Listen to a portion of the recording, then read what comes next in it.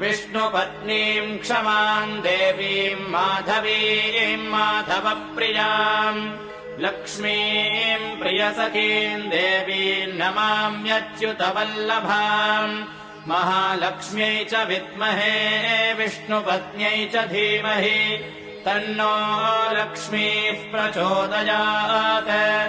आनन्दः कर्दमः श्रीदश्चिक्लीत इति विश्रुताः ऋषयः श्रियः पुत्राश्च श्रीर्देवीर्देवतामताः